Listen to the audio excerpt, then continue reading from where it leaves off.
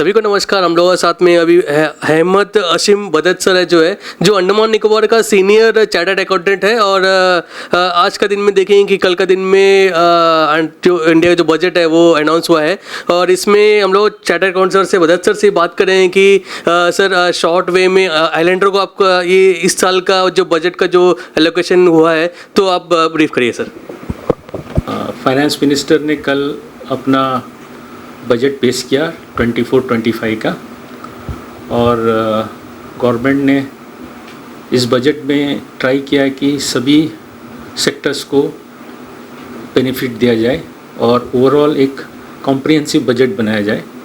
तो जिसमें उन्होंने एम्प्लॉयमेंट के ऊपर में एक मेजर फोकस किया हुआ है कि उन्होंने एम्प्लॉयमेंट्स जनरेट होना के लिए कुछ प्राइवेट कंपनीज़ हैं, उनके ऊपर में भी उन्होंने ये किया हुआ है कि आप एम्प्लॉयमेंट प्रोवाइड करेंगे और थ्रू गवर्नमेंट, और उसको कुछ सब्सिडी वगैरह गवर्नमेंट देगी। सिमिलरली गवर्नमेंट ने स्किल डेवलपमेंट के लिए भी करीबन 20 लाख लोगों को स्किल डेवलपमेंट करवाएंगे ओवर द नेक्स्ट 5 ईयर्स। ये भी एक अच्छा स्टेप है। और एक और ये दिया हुआ है जिसने से EPF में इन्होंने एक इंट्रोडक्शन किया हुआ है कि जो फर्स्ट टाइम एम्प्लॉयज़ हैं EPF में अगर घुसते हैं तो उसका first 4 years for the first 4 years benefiting, तो 30 लाख के आसपास करीब एम्प्लॉयज़ को ये बेनिफिट होगा इसके अंदर में। और गवर्नमेंट इसमें उनको EPF का contribution up to 3,000 rupees per month for 2 years for all new hires expected to generate 50 lakhs। सो ये बहुत अच्छा इनिशिएटिव है एंड होपफुली ये फ्रूटफुल रिज़ल्ट देगा। सिमिलरली फॉर एजुकेशन के अंदर में भी गवर्नमेंट ने एक अच्छा ये निकाला है कि जो without guarantee education loan up to 7.5 lakhs, जैसे कि मतलब आप कोई बच्चा अगर पढ़ना चाह रहा है तो गवर्नमेंट की गारंटी के ऊपर में उसको up to 7.5 lakhs rupees education loan without any security दिया जाएगा। और हायर एजुकेशन में 10 लाख रुपया तक का गवर्नमेंट ने ये प्रोविज़न किया हुआ है, और इसमें इंटरेस्ट सबवेंशन भी है कि मतलब अगर आपने प्रॉपरली टाइमली रिपेमेंट किया तो उसका इंटरेस्ट भी आपको क्रेडिट वापस मिलेगा। सो एजुकेशन को भी बढ़ावा देने के लिए इन्होंने अच्छे स्टेप्स लिए हुए हैं। एग्रीकल्चर के लिए भी मतलब प्रमोशन ऑफ फूड प्रोक्योरमेंट के लिए, कोऑपरेटिव्स के लिए, स्टार्टअप्स के लिए एग्रीकल्चर के अंदर में भी बहुत सारा ये अनाउंस किया हुआ है, स्कीम्स लेके आएंगे करके बोले हैं। और क्योंकि एक एग्रीकल्चर एक ऐसा चीज़ है कि जो मतलब हम लोगों का बेसिक रिक्वायरमेंट है, और उसको और अपना जो डिमांड बढ़ रहा है उस हिसाब से गवर्नमेंट भी बहुत सारी तरह से इनिशिएटिव ले रही है to cope up with that demand. Skill development के लिए जो प्रेजेंट ITIs हैं उसको अपग्रेड किया जाएगा, और ये एक मेजर इसके अंदर में ये किया हुआ है। और जो कोर्सेस वगैरह जो अभी उसमें भी रीअलाइनमेंट करेंगे ताकि वो रिक्वायरमेंट के हिसाब से कोर्सेस हो, तो ये भी बहुत अच्छा स्टेप है। गवर्नमेंट ने मैन्युफैक्चरिंग और सर्विसेज के लिए एक नए इंडस्ट्रियल पार्क्स वगैरह ओपन करेंगे करके बोले हैं, जैसे डेवलपमेंट ऑफ करीबन 12 इंडस्ट्रियल पार्क डेवलप करेंगे बोल रहे हैं। और जैसे मैंने कहा कि जॉब के लिए तो इन्होंने एक स्कीम लाया इंटर्नशिप अपॉर्चुनिटीज़, जिसमें स्कीम है कि आपको 500 टॉप कंपनीज़ जो हैं इंडिया के, उसमें करीबन 1 करोड़ यूथ्स को नेक्स्ट 5 ईयर्स 5,000 रुपया अलाउंस दे के and one time assistance of 6,000 rupees government अपना मतलब CSR फंड से दे के उनको एम्प्लॉयमेंट देंगे। तो एक बहुत अच्छा ये इनिशिएटिव है, जैसे हम लोगों को एम्प्लॉयमेंट बढ़ेगा और बच्चों को भी एक्सपोजर मिलेगा अच्छी कंपनीज़ में काम करने के लिए। अर्बन डेवलपमेंट में गवर्नमेंट ने स्टैम्प ड्यूटीज़ को जो वुमेन प्रॉपर्टीज़ खरीदते हैं तो स्टेट्स को एडवाइस किया है, क्या इनकरेज किया कि स्टैम्प ड्यूटीज़ कमती कीजिए वुमेन एंटरप्रेन्योर वुमेन्स के लिए। ये भी एक अच्छा है, वुमेन डेवलपमेंट अपलिफ्टमेंट के लिए अच्छा ये किया है। और स्ट्रीट मार्केट्स को बढ़ावा दिया जाएगा। फिर आपका फर्दर कुछ 14 लार्ज सिटीज़ आइडेंटिफाई करेंगे जिसमें वो ट्रांजिट ओरिएंटेड डेवलपमेंट करेंगे, ये भी एक अच्छा इनिशिएटिव है। Promotion of water supply, sewage and solid waste management का ऊपर में भी ये किया जाएगा। एनर्जी का रिक्वायरमेंट जो है आप जानते हैं कि ये इंक्रीज़ होता है, तो गवर्नमेंट अलग अलग तरीक़ा से उसमें इनिशिएटिव ले रही है। जैसे न्यूक्लियर एनर्जी के ऊपर में अभी प्राइवेट सेक्टर के साथ में मिलके काम करेगी करके बोल रही है। इंफ्रास्ट्रक्चर के ऊपर में गवर्नमेंट ने करीबन 11 लाख करोड़ का प्रोविज़न किया हुआ, जो कि हमारे 3.4% ऑफ हमारा जीडीपी है। तो गवर्नमेंट लार्ज स्केल में इंफ्रास्ट्रक्चर डेवलपमेंट करेंगे। तो इंफ्रास्ट्रक्चर इन्वेस्टमेंट होता है तो इसमें बहुत सा मतलब एम्प्लॉयमेंट भी होता है, फैसिलिटीज़ भी इम्प्रूव होती है और गवर्नमेंट को रेवेन्यूज़ भी आते हैं नए नए एवेन्यूज़ से। तो ये एक नीड ऑफ द आवर है, इससे पूरा एक इकोनॉमी का साइकिल चलता है। अभी आपको हमारा जो फिस्कल डेफिसिट है ये गवर्नमेंट ने जो कि अपना 5.1% टारगेट किया हुआ है नेक्स्ट ईयर के लिए 24-25। ये बहुत ज़रूरी है क्योंकि फिस्कल डिसिप्लिन होने से क्या होता है कि हमारा ओवरऑल रेटिंग जो होता है, हमारा ओवरऑल रेटिंग इम्प्रूव होता है और हम लोगों को पैसा बोरो करने के लिए अच्छे रेट में पैसा मिलता है। तो ये भी एक गवर्नमेंट एक फाइनेंशियल डिसिप्लिन मेंटेन करके आगे इसको और कम करना चाहती है और 26 में दे आर प्रोजेक्टिंग कि भाई इसको और 4.5% तक ले जाएगी। तो बहुत अच्छा एक ये है स्टेप है। तो सारे जो गवर्नमेंट का जो टोटल रेवेन्यू रिसिप्ट है इस साल जो 24-25 में गवर्नमेंट जो जैसे टैक्स कलेक्शन हुआ, इनडायरेक्ट टैक्स कलेक्शन हुआ, डायरेक्ट टैक्स कलेक्शन हुआ, इस सब मिला के करीबन 31 लाख करोड़ रुपये का उनका ये एस्टीमेट है। और कैपिटल रिसिप्ट जो है गवर्नमेंट जो अपना पीएसयू सेल करेंगे और अपना जो एसेट मोनेटाइजेशन करेंगे या लोन लेंगे उसमें करीबन 17 लाख करोड़। तो हमारा रेवेन्यू एक्सपेंडिचर है करीबन 37 लाख करोड़ रुपीस और further 15 lakh crore government capital expenditure में।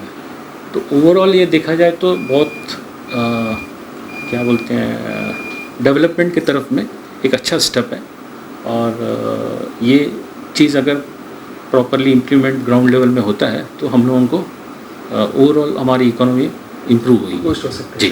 सर इसमें मेरा एक ये रहा है कि जो हम लोग जो ट्रेडिशनल बजट एलोकेशन करते हैं और इस साल में 1961 का जो एक्ट में कुछ तरह चेंजेस हुआ है, तो ये किस तरह का चेंजेस हुआ है ये बता सकते जी। ये 1961 एक्ट जो बोल रहा है, आई थिंक आप इनकम टैक्स एक्ट के बारे में बोल रहे हैं। तो इनकम टैक्स का एक्ट में जो है गवर्नमेंट ने इस बार फाइनेंस मिनिस्टर ने प्रपोज किया है कि वो पूरा का पूरा एक्ट को रिवैम्प करेंगे और शायद एक नया एक्ट लेके आएंगे। मे बी अभी उन्होंने कुछ कमेटी बनाएंगे और ये बना के उसको स्टडी करके आई थिंक 6 मंथ्स में भी नेक्स्ट ईयर बजट में वो नया एक्ट लेके आएंगे। क्योंकि अभी का जो एक्ट जो 1961 का चल रहा है उसमें बहुत से अमेंडमेंट्स होके मतलब एक एक्ट में कंटिन्यूस कुछ ना कुछ चेंजेस आता है। तो अभी गवर्नमेंट एक डायरेक्ट टैक्स कोड की तरफ में शायद जा रही है, जिसके बाद पहले भी चलता था, अभी भी चल रहा है। आई थिंक वो वापस वो लोग ये कर रहे हैं और इवेंचुअली वो होगा। मतलब वो टिल सच टाइम अभी क्या है कि इस साल एवरी ईयर बजट के अंदर में कुछ अमेंडमेंट्स करते हैं।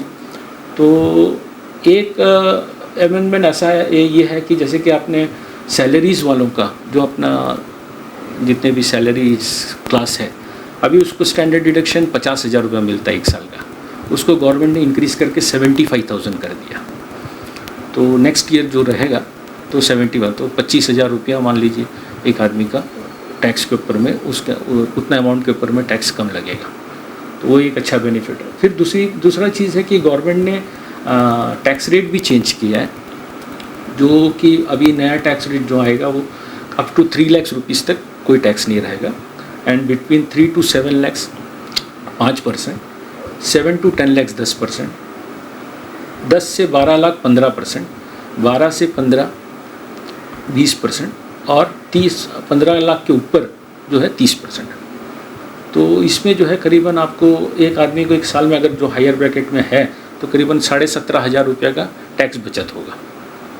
तो ये एक अच्छा स्टेप है। इसके अलावा जो है आपका जो पेंशन मिलता है उसके अंदर में स्टैंडर्ड डिडक्शन 15,000 था, उसको बढ़ा के 25,000 कर दिया। तो जो रिटायर्ड लोग हैं जिसको पेंशन वगैरह मिलता है, उसमें भी उनको ये एक बेनिफिट जी। अच्छा, इसके अलावा जो है और भी कुछ चेंजेस किया हुआ, जैसे कि आपका कैपिटल गेन, जो कि आप शेयर मार्केट वगैरह में जो परचेज सेल करते हैं, या आपका जो भी प्रॉपर्टी बिक्री होता है उसके ऊपर में जो गेन आता है, तो उसमें कुछ चेंजेस लाए हैं गवर्नमेंट ने। और पहले क्या था कि फाइनेंशियल और नॉन फाइनेंशियल का रेट अलग अलग था, और कुछ इंडेक्सेशन का बेनिफिट था। अभी वो इंडेक्सेशन का बेनिफिट हटा के 20% की जगह में 12.5% जो है उन्होंने long term capital gain introduce किया है।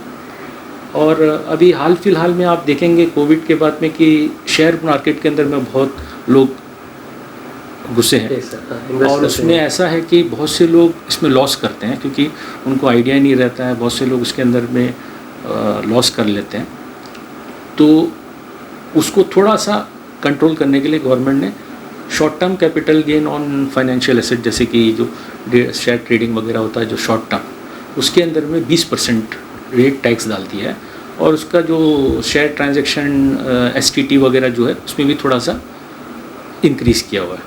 तो ये बेसिकली एक डिटरेंट इफेक्ट की तरह है, क्योंकि क्या होता है कि जनरली क्या होना चाहिए कि जो भी नॉर्मल पब्लिक है, क्योंकि शेयर मार्केट जो है एक स्पेशलाइज फील्ड है, और इसके लिए आप अगर म्यूचुअल फंड के थ्रू से जाते हैं या कोई PMS स्कीम के उसके थ्रू से जाते हैं तो ज़्यादा अच्छा रहता है। जाके इंडिविजुअल अगर करते हैं तो आदमी लोग लॉस कर लेते हैं। तो ये उस तरफ ये है कि आपको इनक्रेजमेंट है कि आप म्यूचुअल फंड्स और दूसरी एक कंसर्टेड एफर्ट के थ्रू से जाए, ना कि मतलब आप इंडिविजुअल जाए और इस लॉस कर लें। सर ये डायरेक्ट टैक्स के बारे में समझाइए सर, किस तरह का? जी, डायरेक्ट टैक्स ऐसा है कि जो आप अभी जैसे कि हम लोगों का इनकम होता है, हमारा जो डायरेक्ट टैक्स के अंदर में 5 हेड रखा हुआ है। एक आदमी का इनकम होता है, income from salaries, income from आपकी जो प्रॉपर्टीज़ वगैरह होती है उसका रेंट वगैरह मिलता है, हाउस प्रॉपर्टी। थर्ड होता है आपका बिजनेस प्रोफेशन, जो बिज़नेस करते हैं या जो प्रोफेशनल्स हैं उसका। फिर आपका होता है कैपिटल गेन। कैपिटल गेन बोलने से जैसे हमारा शेयर परचेज सेल हुआ या आपका प्रॉपर्टी सेल हुआ, ये सब कैपिटल गेन। और फिफ्थ होता है अदर सोर्सेस। तो ये 5 हेड में टैक्स को कैलकुलेट किया जाता है, एक इंडिविजुअल का, उसकी जो इनकम जिस हिसाब से उसके अंदर में है, तो उसमें उसके हिसाब से फिर जो टैक्स स्लैब में वो गिरते हैं, वो टैक्स स्लैब एप्लीकेबल होकर उसका टैक्स कैलकुलेट होता है। अच्छा सर, मेरा ये है कि अंडमान निकोबार का हम लोग बात करेंगे, क्योंकि अंडमान निकोबार का आप सीनियर मोस्ट चार्टर्ड अकाउंटेंट है, तो आप इसमें बेटर में बता सकते हैं कि सर इस साल का बजट में किस तरह का डिफरेंस हुआ है सर? क्या कुछ डिक्रीज हुआ है, क्या कुछ इंक्रीज हुआ है, बताइए सर। ऐसा है कि आपका जो इकोनॉमी सर्वे आया था हम लोग का, उसके अंदर में तो गवर्नमेंट ने ये किया हुआ है कि भाई अंडमान को टूरिज़्म के हिसाब से, अंडमान है, लक्षद्वीप है, और टूरिज़्म के हिसाब से उसको प्रमोट करेंगे, तो उस एरिया में लोग काम करेंगे करके उसको बूस्टअप करेंगे। और उसी हिसाब से जो हम लोगों का इंफ्रास्ट्रक्चर भी रेडी हो रहा है, जैसे नया एयरपोर्ट अपना टर्मिनल चालू हो गया, अभी आगे जाके अगर फ़्लाइट इम्प्रूव्स होते हैं और ये, तो आपको उसका एक इम्पैक्ट पड़ेगा। और रहा मतलब प्रोजेक्ट स्पेसिफिक कोई ऐसा इंसेंटिव तो अभी नहीं दिख रहा है, बट ट्राई करें। कुछ स्कीम्स पहले चल रही है, अगर उसी स्कीम को इम्प्लीमेंट करें और उसी स्कीम को आप एक्सटेंड करें, तो उसके अंदर में नए आपका जो भी ये है क्या बोलते हैं टूरिज़्म रिलेटेड जो भी प्रोजेक्ट्स हैं उसमें। एक और चीज़ है, इस बजट में लोगों ने फॉरेन क्रूज़ को इम्पोर्टेंस देंगे करके बताया हुआ है। तो वो फॉरेन क्रूज़ का अगर ये होगा तो अंडमान के लिए वो बेनिफिट होगा, क्योंकि क्रूज़ शिप्स अगर अंडमान और साउथ ईस्ट एशिया के दूसरे कंट्रीज़ के बीच में चलता है तो हम लोगों को बहुत बेनिफिट होगा।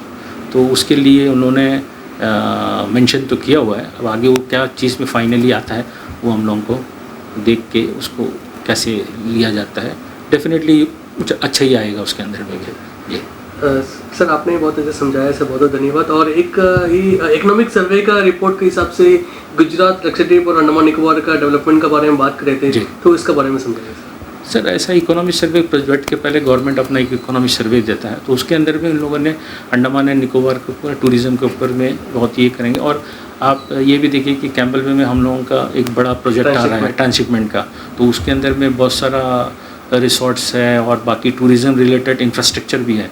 तो गवर्नमेंट का इसके अंदर में तो हम लोग हैं कि भाई अंडमान को बढ़ावा दें। अब वो धीरे धीरे वो काम स्टार्ट हो रहा है, बहुत सारे काम प्रोजेक्ट्स स्टडीज़ में है, कुछ आगे स्टेज में है।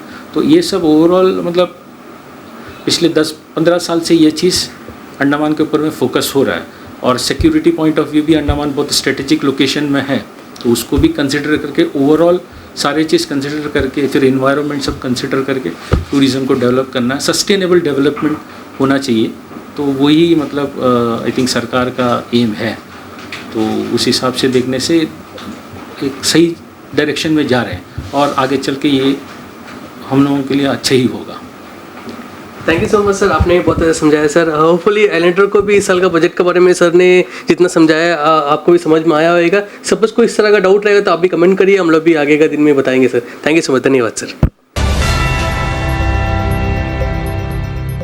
अंडमान से जुड़ी सभी छोटी बड़ी खबरें देखने के लिए हमारे अपने न्यूज आज तक यूट्यूब चैनल को सब्सक्राइब करें और बेल आइकॉन प्रेस करना ना भूलें। हमारा अपना न्यूज आज तक, अब सच देखेगा अंडमान।